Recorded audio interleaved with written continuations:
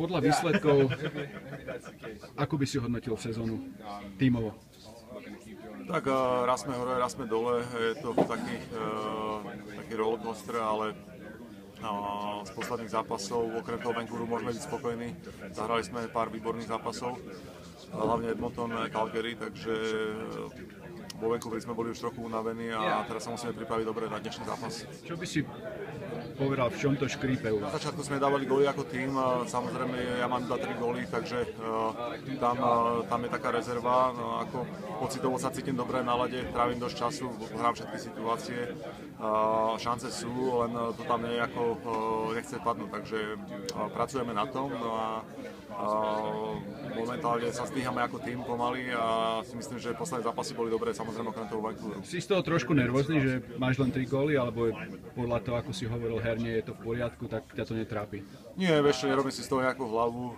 Ja mám trošku iné úlohy v týme, ako len strieľať góly, takže venujem sa hlavne tým obranným činnostiam, ale samozrejme tie šance mám a na toľko, koľko šancí som mal, tak by som mohol mať aj viacej gólov, takže to ma trošku mrzí. Je to taká nová skúsenosť pre mňa, lebo väčšinou som mal dobré začiatky a teraz v podstate ten začiatok nie je taký, jak by som si predstavoval, čo sa týka gólovo, body sú tam nejaké, ale jak hovorím, sú to nové situácie aj pre mňa, takže sa z toho učím a pracujem na tom. Keď sme pri tých bodoch, rád by som sa vrátil ešte k tvojej najkrásnej tisícke. Teraz s odstupom povedzme 2 týždňov, ako by si to hodnotil? Už si sa mal čas nad tým obzrieť a rozležalo sa ti to v hlave, čo to vôbec znamená tá tisícka pre teba? Vieš čo, ešte nie, nejako som nad tým ani nepremýšľal. Ono to bolo tak rýchlo, všetko, potom prišli zápasy, išli sme na 12 dní na road, takže nejako ani časom nemal na tom premýšľať, pravdu povediac, takže možno si to vieme trochu neskôr. Gratuloval tým, povedzme, ten Mikita. Jeho dcera mi poslala e-mail a vlastne od jej rodičov, že mi gratulujú, tak to bolo veľmi pekné. No a prišlo strašne veľa SMS-iek od rôznych osobností a rôznych ľudí, takže to bolo veľmi príjemné. Čo sa týka, tak to bol napríklad Niklas Lindstrom alebo Zetterberg, bývalí spoluhráči, tréneri, tréner Šupler. Teraz si nespomeniem úplne na všetkých, ale ako ľudia proste, čo znamená niečo v hokeji, tak veľmi to potešilo.